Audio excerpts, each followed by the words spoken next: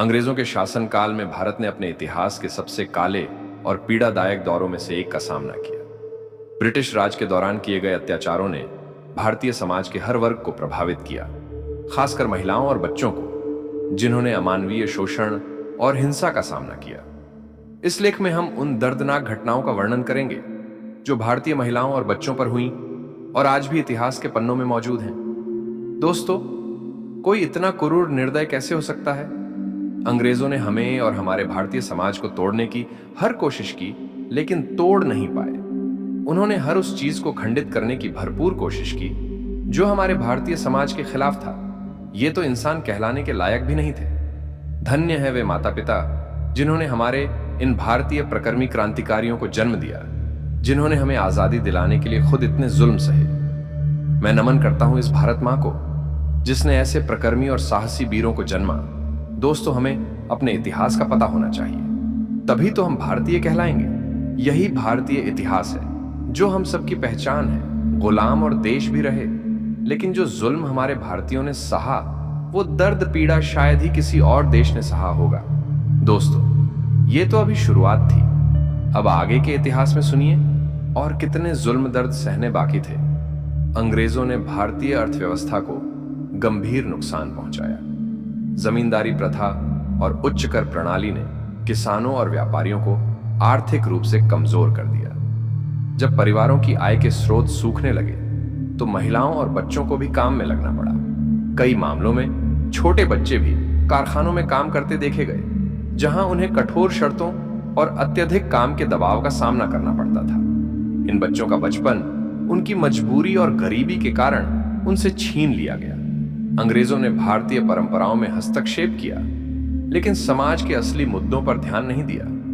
बाल विवाह जैसी प्रथाएं जो उस समय प्रचलित थीं, उन्हें अंग्रेजों ने न के बराबर ही रोका।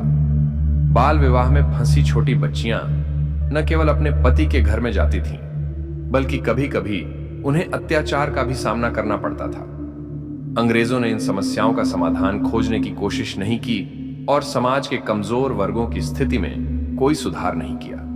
ब्रिटिश सैनिकों द्वारा भारतीय महिलाओं के साथ दुर्व्यवहार और यौन हिंसा की घटनाएं आम थीं। विशेषकर विद्रोह के समय या संघर्ष के दौरान महिलाओं को अंग्रेजी सैनिकों द्वारा निशाना बनाया जाता था। 157 के स्वतंत्रता संग्राम के समय अंग्रेजी सैनिकों ने अनेक भारतीय महिलाओं का बलात्कार किया और उन्हें क्रूरता का सामना करना पड़ा। इसे एक रणनीति के रूप में देखा गया, जहां वे भारतीयों के आत्मसम्मान और समाज को तोड़ने के लिए महिलाओं पर अत्याचार करते थे। अंग्रेजों की नीतियों और अत्याचारों के कारण कई भारतीय परिवार उजड़ गए। संघर्षों, युद्धों और फांसी की सजाओं ने बच्चों को अनाथ बना दिया। इन बच्चों का पालन पोषण करने वाला कोई नहीं था और अक्सर उन्हें मजदूरी करने पर मजबूर होना पड़ा। कई बच्चे गुलामी में धकेल दिए गए, जहां उन्हें बंधुआ मजदूरी करनी पड़ी और शिक्षा का अवसर उनसे छीन लिया गया। इन बच्चों का भविष्य हमेशा के लिए अंधकारमय हो गया और अंग्रेजी शासन ने इस विषय पर कभी गंभीरता से ध्यान नहीं दिया। अंग्रेजों के शासनकाल में महिलाओं की स्थिति में गिरावट आई। भारत में कई महिलाओं ने स्वतंत्रता संग्राम में महत्वपूर्ण भूमिका निभाई, जैसे कि झांसी की रानी लक्ष्मीबाई, बेगम हजरत महल और अन्य। लेकिन अंग्रेजी शासन ने इन्हें कुचलने का पूरा प्रयास किया। जो महिलाएं स्वतंत्रता संग्राम में शामिल हुईं, उन्हें अंग्रेजों द्वारा कठोर दंड दिया गया। इसके अलावा कई स्थानों पर भारतीय महिलाओं को उनके अधिकारों से वंचित रखा गया और उनकी सामाजिक स्थिति को सुधारने के लिए कोई प्रयास नहीं किया गया। अंग्रेजों ने कई मिशनरी स्कूल खोले, जिनमें भारतीय बच्चों को अंग्रेजी पढ़ाई और ब्रिटिश संस्कृति का पालन करने के लिए प्रेरित किया गया। इन स्कूलों में बच्चों को उनकी मातृभाषा और भारतीय इतिहास के प्रति नफरत सिखाई जाती थी और उन्हें उनकी अपनी संस्कृति से दूर किया जाता था।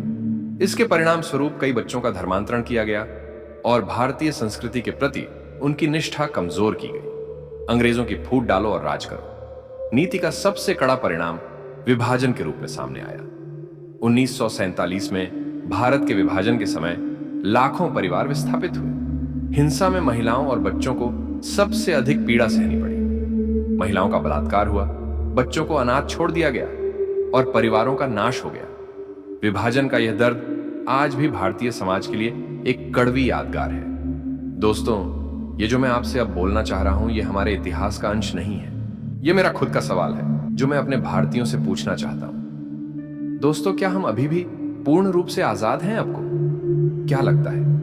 मैं अगर अपनी बात बताऊं तो नहीं, हमें अभी भी पूर्ण रूप से आजादी नहीं मिली है। मैं ऐसा क्यों बोल रहा हूं, बताता हूं। क्योंकि जब इन अंग्रेजों को हमने अपने भारत से मार मार के भगा दिया था, तो अभी तक हम उनके बताए हुए रास्तों पर क्यों चल रहे हैं? आज तक भी भारत में उनका बनाया हुआ कानून चल रहा है। क्यों हम आज भी उनके बनाए हुए रास्तों पर चल रहे हैं? जब हमने अपने भारत से उनका अस्तित्व ही समाप्त कर दिया था, तो फिर उनके बनाए हुए कानून को क्यों रखा?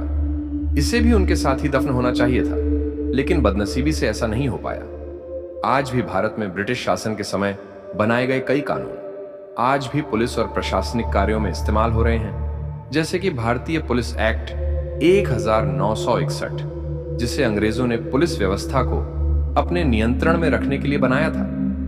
इस एक्ट में समय समय पर संशोधन हुए हैं, लेकिन इसकी मूल संरचना आज भी वैसी ही है। इस तरह के कानूनों के बने रहने का कारण यह है कि स्वतंत्रता के बाद भी प्रशासनिक और सुरक्षा व्यवस्था भारत में आज भी वैसी ही है जैसी गुलामी के समय पर थी। और मैं ये भी जानता हूं कि ये अंग्रेजों के समय की कानून व्यवस्था सिर्फ एक भारतीय के बोलने से नहीं बदलेगा। लेकिन मैं ये भली भांति जानता हूं कि अगर हम सभी भारतीय इस कानून का विरोध करें तो इसको बदलवा सकते हैं, क्योंकि जनता की एकता में बहुत पावर होती है। अगर हम सभी भारतीय गुलामी के समय एकजुट नहीं हुए होते तो हम शायद ही कभी आजाद हो पाते। मेरे कहने का तात्पर्य सिर्फ इतना है कि हमें उन अंग्रेजों का, जिन्होंने हमें इतना दर्द दिया, हमारी मां बहनों बेटियों को कलंकित किया, हमारे समाज को दूषित किया, तो हमें यहां उनका कुछ भी नहीं रखना चाहिए। हम आज तक उस सदमे को भुला नहीं पाए। जब जब हम भूलने की कोशिश करते हैं, तब तब ये उनकी बनाई हुई कानून व्यवस्था हमें उनकी याद दिलाती है। अंग्रेजों के अत्याचारों का भारतीय समाज, विशेषकर महिलाओं और बच्चों पर गहरा प्रभाव पड़ा। आर्थिक दमन से लेकर यौन हिंसा, धार्मिक हस्तक्षेप से लेकर सामाजिक असमानता तक ब्रिटिश शासन ने भारतीय समाज की जड़ों को झकझोर दिया। इन अत्याचारों का प्रभाव आज भी भारतीय समाज में देखा जा सकता है, और यह हमारे इतिहास का एक ऐसा हिस्सा है जिसे कभी नहीं भुलाया जा सकता। दोस्तों, ये तो अभी शुरुआत थी। अगली वीडियो में हम आपको हमारे गौरवशाली इतिहास के बारे में और भी गहराई से जानकारी देंगे। हम उन कहानियों को सामने लाएंगे जो समय के साथ कहीं खो गई हैं, उन राजाओं और वीरांगनाओं के किस्से जिनके साहस और बलिदान ने हमारे देश को आकार दिया।